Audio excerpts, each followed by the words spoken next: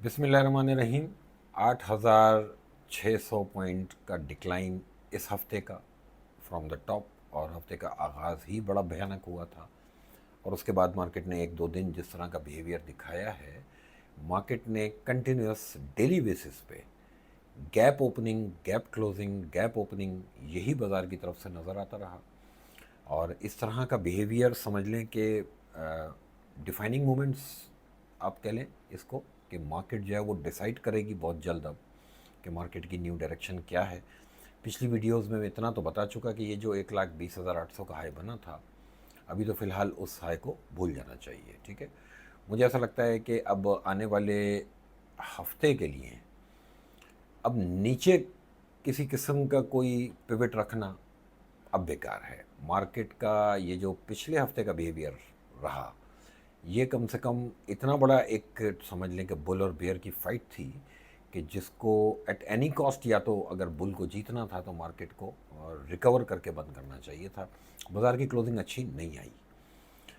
मैं एक्सपेक्ट कर रहा था कि बाज़ार में इतने डिक्लाइन के बाद पुल बैक, ये जो ट्यूसडे वेंसडे थर्सडे के बीच में जो पुल बैक्स हमने देखे मार्केट के, ये जहाँ तक आए ये रिजनेबल नहीं था। इसको सस्टेन करना चाहिए था, और फिर जहाँ तक आके बाज़ार पलट गया, यानी तकरीबन 8 साढ़े 8 हज़ार पॉइंट का इस वीक का डिक्लाइन है। और उसके बाद तकरीबन 4,200 पॉइंट मार्केट नेगेटिव बंद हुई है वीक ऑन वीक बेसिस पे। अच्छा, मुख्तलिफ फिर स्क्रीन पे जो चीज़ नज़र आ रही थी कि स्क्रिप्ट वाइज चीज़ें स्ट्रेच हुई। किसी दिन किसी सेक्टर ने इंडेक्स को थोड़ा सा स्ट्रेच करके दिखाया, और अगले दिन वो एकदम वीक हो गया और एकदम नया सेक्टर स्ट्रेच हुआ। मेरे हिसाब से पंप एंड डंप वाला मामला अब नज़र आया बाज़ार में, और बाज़ार में वो घबराहट नज़र आई। क्यों कि मंडे की जो ओपनिंग थी और डायरेक्ट जो 8,000 पॉइंट बाज़ार के गए थे, वो मेजॉरिटी लोगों के लिए सरप्राइज था। ठीक है, उसके बाद बाज़ार का पुल बैक होना, मुझे ऐसा लगता है कि ये इस तरह के ही पुल बैक्स बाज़ार में डाले जाते हैं और अपने आप को एग्जिट किया जाता है। तो मुझे नहीं लगता कि बाज़ार में अभी कोई लॉन्ग टर्म की कोई पोजीशन लेनी चाहिए। मैं अभी अपनी बात पे कायम हूँ। बाज़ार शॉर्ट टर्म ट्रेडिंग वाला है। किसी आइटम में कोई आपको ट्रेड नज़र आई, वो अगर लोअर रिस्क और हायर रिटर्न के क्राइटेरिया पे है, उसके अंदर काम करें, उसकी सपोर्ट लेवल मालूम करें अपने अपने एडवाइज़र से, सपोर्ट के नीचे का स्टॉप लॉस लगाएं और शॉर्ट टर्म ट्रेड करें। शॉर्ट टर्म ट्रेड का मतलब ये नहीं होता कि शॉर्ट टर्म में सिर्फ नफ़ा, छोटा सा लॉस ज़रूर बुक करना होता है, क्योंकि ये जो लॉस है ये आपके बिजनेस की कॉस्ट है। ये कॉस्ट देंगे, अगर छोटे लॉस से निकल जाएंगे बाज़ार में, तो कैपिटल आपका जो है वो फ्री रहेगा और नेक्स्ट अपॉर्चुनिटी आप अवेल कर सकेंगे।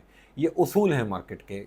कभी भी कोई कोई दुनिया का मार्केट का पार्टिसिपेंट ऐसा नहीं हो सकता जो विदाउट रिस्क मार्केट में काम कर सके। मार्केट नाम ही रिस्क का है, और लेकिन छोटा रिस्क बड़ा रिटर्न, ये क्राइटेरिया जहाँ पूरा हो रहा हो वो ट्रेड करें। अदरवाइज़ मेरे हिसाब से स्विंग और इन्वेस्टमेंट, ये जो आप लोगों को एडवाइस मिलती जा रही है ना सोशल मीडिया के थ्रू, कि यूँ कर लें और ये इन्वेस्टमेंट कर लें, इसको इन्वेस्टमेंट के लिए लॉन्ग टर्म डाल दें, ये लॉन्ग टर्म वालों के मुझे लग रहा है काम उतर जाएगा अच्छा खासा भाई। पहले ही प्राइस में बहुत बड़ा डिक्लाइन आया, जबकि इंडेक्स में अभी तक कोई ख़ास डिक्लाइन नहीं है। इंडेक्स का जो एक प्रीवियस लो है 1,09,400, अब अगर कोई इमीडिएट सपोर्ट है तो मेरे हिसाब से वो 1,09,400 की है। लेकिन जो इंडेक्स का पिवट कंसीडर होगा अब, कि बाज़ार ठीक कहाँ से होगा, ये कैसे कंफर्म होगा कि मार्केट इस लेवल के ऊपर अगर चली जाए तो बाज़ार, अब हम जो है डरना छोड़ें बाज़ार से, तो वो लेवल अब मेरे हिसाब से ऊपर है। और 1,00,000 समझ लें कि 18,000 इंडेक्स, मार्केट जब तक 1,18,000 इंडेक्स के नीचे है बाज़ार से डरना चाहिए। ठीक है, मेरे हिसाब से कोई लॉन्ग पोजीशन नहीं लेनी चाहिए, शॉर्ट टर्म ट्रेड करें। और मुझे नहीं लगता कि अभी इतने जल्दी मार्केट जो है दोबारा अपने हाइस को अब टेस्ट करने की पोजीशन में है।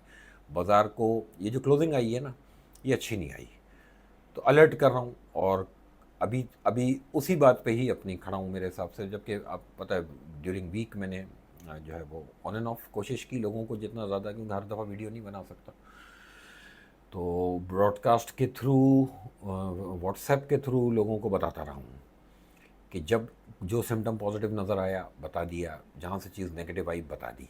मैं कम से कम इस बात पे अब वीकेंड पे कंफर्म हूँ कि अभी मुझे अपने पुराने स्टांस पे रहना चाहिए। मार्केट में इन्वेस्टमेंट का टाइम नहीं है ये। इन्वेस्टमेंट जो है वो गले में आ जाएगी। ठीक है, शॉर्ट टर्म ट्रेड में जो समझ में आए वो बेशक कर लें, इससे ज़्यादा अभी बाज़ार में कुछ नहीं, बाज़ार से डरें और खुद डर लें इससे पहले कि बाज़ार डराए। ठीक है, पोजीशन लिवरेज वाले जो लोग होते हैं मेरे हिसाब से उनको चाहिए अक्लमंदी पकड़ें, लिवरेज ना करें तो बेहतर है। और ऐसे हालात में लिवरेज करना बहुत हाई रिस्क होना है। कैश वाले ये मत सोचें कि हमारा तो कैश का है, ठीक है पलट के आ जाएगी। तो ये जो टाइम ड्यूरेशन होता है ना, ये कोई प्रिडिक्ट नहीं कर सकता। हम प्राइस को प्रिडिक्ट करने की कोशिश कर सकते हैं एनालिसिस की बेस पे, टाइम को प्रिडिक्ट नहीं किया जा सकता, क्योंकि टाइम एक बस आइडिया होता है, वो आइडिया लग गया तो लग गया। अदरवाइज प्राइस है एक एनालिसिस कि भाई ठीक है मार्केट ख़राब भी अगर है तो ये प्राइस आ जाएगी। अब वो चाहे 5 दिन में आ जाएगी या वो 5 साल लगेंगे। मैं एक वीडियो में बता चुका कि बहुत सारे आइटम ऐसे हैं जो 16-16 साल बाद इन रेटों पे आए हैं। बात समझ रहे हैं? तो ये प्राइस बेसिकली इस वक्त जो मार्केट की है या जो बाज़ार का जो इंडेक्स है, ये ऐसा नहीं है कि इसमें कंफर्टेबल बैठा जाए।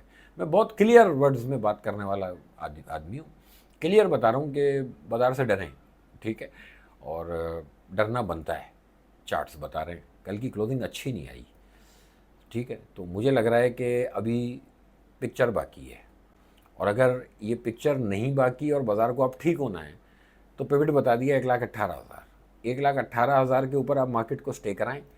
मैं यहीं पे वीडियो बना बना के बाय कॉल दे रहा हूँ। उसके नीचे अब फ़िलहाल बाय कॉल कोई नहीं है। अभी बाज़ार से दूर हटें, अपने इमोशंस पे कंट्रोल रखें और अपने कैपिटल को सेव करें। और वो एक जुमला मैं अक्सर बोलता हूँ कि कमाना आसान है, बचाना मुश्किल है। बुल रन में ना आप किसी अपने ड्राइवर से, सुबह में गाड़ी में आते हुए ड्राइवर से पूछें कि आज कौन सा आइटम लेना चाहिए, तो वो जो आइटम बोले वो ले लिया करें बुल रन में, वो बढ़ जाएगा। ठीक है, तो इस तरह के जो एडवाइस है, जो इधर उधर से जो मार्केट नॉइस होती है उससे पीछे रहें। ठीक है, सेंसेस में रह के काम कीजिएगा, जो कमाया हुआ है उसको बचा लें, ये सबसे बड़ी जीत है। और एक और इसी के ऊपर एक और कहावत है कि नुकसान का ना करना भी एक नफ़ा है, ये वाला नफ़ा करें। इस नफ़े में कैपिटल गेन टैक्स भी नहीं जाता, ब्रोकर को कमीशन भी नहीं जाता, और आप लोगों को क्या चाहिए। वैसे ही सबसे ज़्यादा बुरा लगता है आप लोगों को ब्रोकर को कमीशन जा रहा है, ठीक है, तो बगैर कमीशन के आपको नफ़ा करवा रहे हैं। सब्र करें, एहतियात करें। आप लोगों का बहुत शुक्रिया।